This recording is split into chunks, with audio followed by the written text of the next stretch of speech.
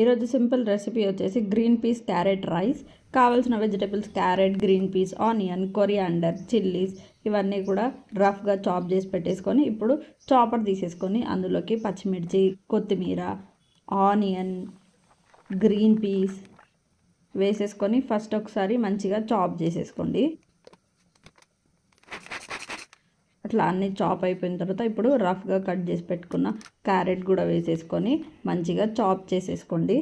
అట్లా చాప్ చేసేసుకున్న తర్వాత హాఫ్ టమాటో వేసేసుకొని మళ్ళీ ఒకసారి చాప్ చేసేసుకోండి. రెడీ చేసేసుకొని పక్కన పెట్టేసుకోండి.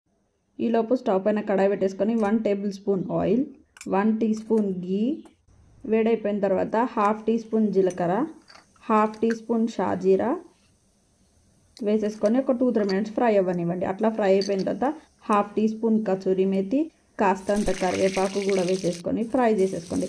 అట్లా ఫ్రై అయిపోయిన తర్వాత అందులోకి చాప్ చేసి పెట్టుకున్న వెజిటేబుల్స్ కూడా వేసేసుకొని మంచిగా ఒక 10 to 15 మినిట్స్ మీడియం ఫ్లేమ్లో పెట్టేసుకొని మంచిగా ఫ్రై చేసేసుకోండి.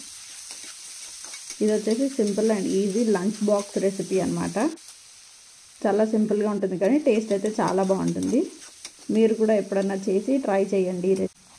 అట్లా ఫ్రై అయిపోయిన తర్వాత half teaspoon ginger garlic paste, అల్లం వెల్లుల్లి పేస్ట్ కూడా వేసేసుకొని మంచిగా ఫ్రై చేసేసుకోండి పచ్చివాసన లేకుండా ఒక 2-3 మినిట్స్ పాటు.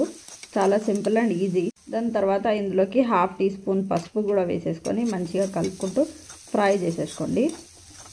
దాని తర్వాత ఇందులోకి హాఫ్ టీ స్పూన్ జీరా, హాఫ్ టీ స్పూన్ ధనియా powder, 1 teaspoon red chilli powder, 1 teaspoon salt అన్నీ వేసేసుకొని మంచిగా కలుపుతూ ఇంకొక 5 మినిట్స్ వరకు ఫ్రై చేసేసుకోండి. సిమ్లో పెట్టేసుకొని మంచిగా ఫ్రై చేసేసుకోండి.